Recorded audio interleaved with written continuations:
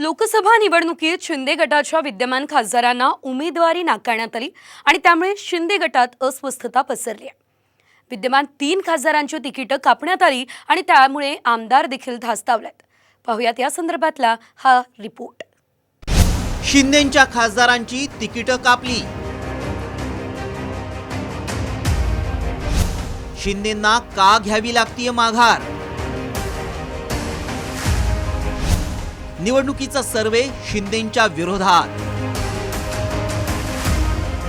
शिवसेनेतल्या फुटीनंतर शिंदेंसोबत गेलेल्या आमदार आणि खासदारांनी भाजपला साथ दिली, मात्र आता उमेदवारीसाठी याच नेत्यांना धावाधाव करावी लागतीये। सध्या शिंदे गटाच्या 3 विद्यमान खासदारांना उमेदवारी नाकारण्यात आली आहे।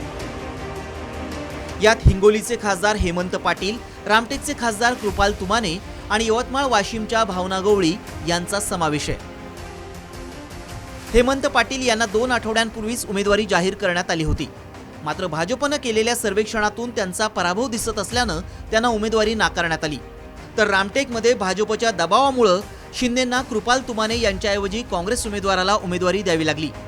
यवतमाळ वाशिममधून भावना गवळींचा पत्ता कट झालाय, त्यामुळे आता शिंदे गटाच्या आमदारांमध्येही चलबिचल सुरू झाली आहे। ही बाब शिंदेंसाठी त्रासदायक ठरू शकते। सर्वेमध्ये जी काही भूमिका असेल सर्वेची, ती भूमिका बदलण्याचं काम हे सर्वेमध्ये जे सर्वेअर असतात ते दाखवून देतात आणि जी भूमिका असेल किंवा जो काही सर्वेचा रिपोर्ट असेल तो बदलण्याची ताकद शिवसैनिकांमध्ये प्रत्येक ठिकाणी महाराष्ट्रामध्ये आहे आणि सर्वेनुसार जर आपण चालायला गेलो तर मग कार्यकर्त्यांची गरजच काय। शिवसेनेतल्या फुटीनंतर 18 पैकी 13 खासदारांनी शिंदेंची साथ दिली, मात्र सध्याच्या घडीला केवळ 5 खासदारांनाच उमेदवारी मिळेल असं चित्र आहे। भाजपच्या सर्वेक्षणाच्या आधारे उमेदवार बदलण्यात येत असल्यानं नेत्यांमध्ये प्रचंड अस्वस्थता आहे। हातकणंगलेत धैर्यशील माने आणि नाशिकमध्ये हेमंत गोडसे यांच्या उमेदवारीवरही टांगती तलवार आहे। याच मुद्द्यावरून विरोधकांनी शिंदेंना कोंडीत पकडण्याचा प्रयत्न केलाय। अजून कल्याण, डोंबिवली आणि ठाण्याचे उमेदवार ते देऊ शकले नाहीत। जे मुख्यमंत्री स्वतःला ठाण्याचे तारणहार म्हणतात, ठाणे जिल्ह्याचे, ते आपल्या भागातले उमेदवार अद्याप जाहीर करू शकले नाहीये। स्वतः मुख्यमंत्री दहशतीखाली आहेत भाजपच्या आणि ते अचानक कुठेतरी अदृश्य होतात।